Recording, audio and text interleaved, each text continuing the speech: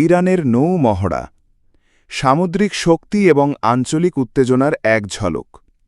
June মাসে Iran ও ইসরায়েলের মধ্যে সংঘাত বৃদ্ধির পর থেকে মধ্যপ্রাচ্যের ভূরাজনৈতিক দৃশ্যপট পরিবর্তন হচ্ছে। এই সংঘাতের পর উল্লেখযোগ্য ঘটনাগুলির মধ্যে একটি হল ইরানি সশস্ত্র বাহিনীর তীব্র সামরিক তৎপরতা, বিশেষ করে সামুদ্রিক ক্ষেত্রে।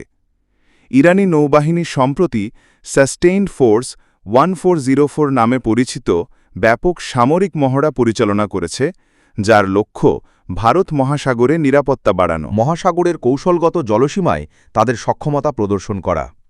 ইরানের সরকারি গণমাধ্যমের মতে এই মহড়ায় নিয়মিত নৌ ইউনিটগুলি একাধিক মহড়ায় অংশগ্রহণ করে, যার মধ্যে ক্ষেপণাস্ত্র উৎক্ষেপণ এবং নির্ধারিত সামুদ্রিক লক্ষ্যবস্তুর বিরুদ্ধে ড্রোন মোতায়েন অন্তর্ভুক্ত ছিল।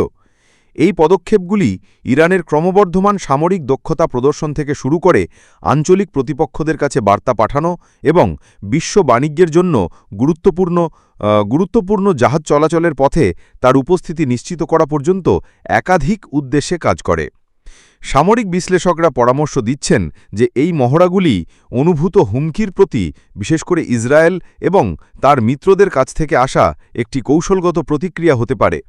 ইরান সরকার হয়তো এই মহড়াগুলিকে কেবল পারস্য উপসাগরে নয়, বরং বৃহত্তর ভারত মহাসাগরেও তার সামরিক অবস্থান এই জলসীমায় তার কর্মক্ষম পদচিহ্ন বৃদ্ধি করে ইরান প্রতিরক্ষামূলক এবং আক্রমণাত্মক উভয় ক্ষমতার জন্য প্রস্তুতি নিচ্ছে বলে মনে হচ্ছে।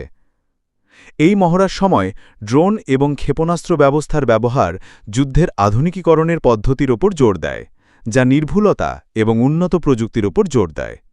এমন একটি পরিবর্তন যা এই অঞ্চলে কৌশলগত ভারসাম্য পরিবর্তন করতে পারে। তদুপরি সামুদ্রিক শক্তির এই প্রদর্শন আঞ্চলিক শক্তির গতিশীলতাকে প্রভাবিত করতে পারে, যার ফলে কেবল ইরান এবং ইসরায়েলের মধ্যেই নয়, বরং সৌদি আরব এবং মার্কিন যুক্তরাষ্ট্র সহ অন্যান্য আঞ্চলিক খেলোয়াড়দের সাথেও উত্তেজনা বৃদ্ধি পেতে পারে। এই দেশগুলি ইরানের সামরিক কৌশলগুলিকে সরাসরি চ্যালেঞ্জ হিসেবে দেখতে পারে। সম্ভবত এই অঞ্চলে তাদের নিজস্ব সামরিক প্রস্তুতি এবং অভিযান বৃদ্ধির কারণ হতে পারে। সাস্টেইনড ফোর্স 1404 মহড়াকে আন্তর্জাতিক বিচ্ছিন্নতা এবং অর্থনৈতিক সমস্যার মধ্যে ইরানের অভ্যন্তরীণ সমর্থন সংগ্রহের একটি প্রচেষ্টা হিসেবেও দেখা যেতে পারে। সামরিক শক্তি প্রদর্শনের মাধ্যমে ইরান সরকার জাতীয় গর্বকে আরও জোরদার করতে এবং অভ্যন্তরীণ গুরুত্বপূর্ণ বিষয়গুলি থেকে মনোযোগ সরিয়ে নিতে পারে। বহিরাগত হুমকির বিরুদ্ধে, বিশেষ করে ইসরায়েলের পক্ষ থেকে একটি বিদ্রোহী সামরিক অবস্থানের আখ্যান ইরানি জনসংখ্যার অনেক অংশের সাথে অনুরণিত হয় এবং দেশের অভ্যন্তরে বিভিন্ন উপদলকে একত্রিত করতে পারে। পরিস্থিতির বিকশিত হওয়ার সাথে সাথে আন্তর্জাতিক সম্প্রদায় ঘনিষ্ঠভাবে পর্যবেক্ষণ করছে। ইরানের সামরিক দাবির প্রতি মার্কিন যুক্তরাষ্ট্র এবং তার মিত্ররা কিভাবে প্রতিক্রিয়া জানাবে তা মধ্যপ্রাচ্যে ভবিষ্যতে নিরাপত্তা ব্যবস্থা এবং জোট গঠনের ক্ষেত্রে অত্যন্ত গুরুত্বপূর্ণ হবে। ক্রমবর্ধমান অস্থির পরিবেশের জটিলতার মধ্যে দিয়ে দেশগুলি যখন এগিয়ে চলেছে, তখন ভুল গণনার সম্ভাবনা বেশি থাকে। উপসংহারে, ভারত মহাসাগরে ইরানের নৌমহড়া কেবল সামরিক সক্ষমতার প্রদর্শনের চেয়েও বেশি কিছু।